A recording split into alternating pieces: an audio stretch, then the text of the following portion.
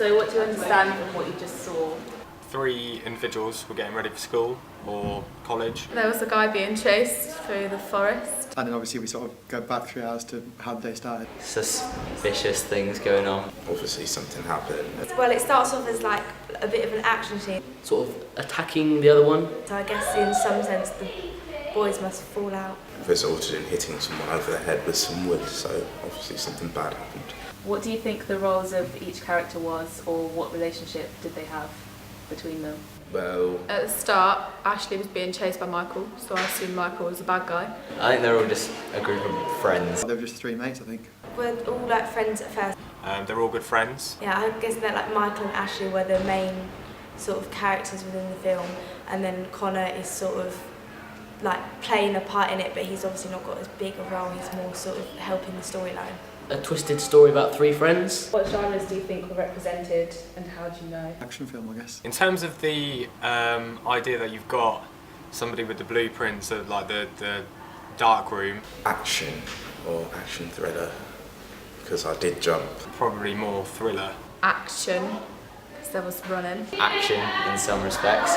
Did that appeal to you? If yes, why? And if no, why not?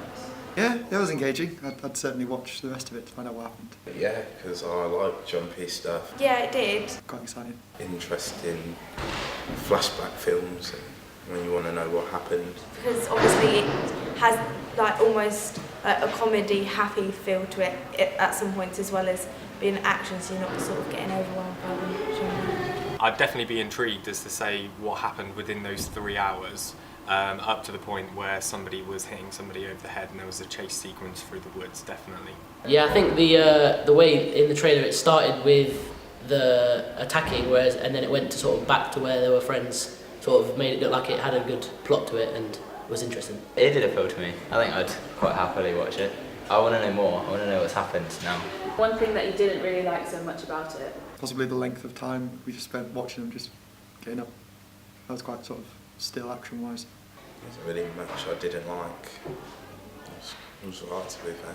I think you should have had more action at the beginning to sort of try and establish the mood a little bit more. I like the idea that you've gone to the point where you've flipped the sequence to say that this is what's happening before and this is what's happening after, but rather than put 3 hours you could have done something slightly different there. I suppose in the trailer you don't quite understand where the attacks come from yet or why anything's happened, so it's just a bit confusing at the start.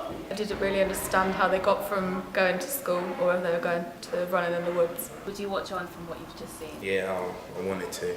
Yes, I would. Definitely. Yeah. Yeah, definitely. To find out sort of what happened and why, things like that. Yeah, I would, because I'm intrigued to know what would happen. It leads me to want to know more about the film. I really like the sort of design of it. Like when he comes out and he closes the gate and the writing's on the fence. It's quite professionally done.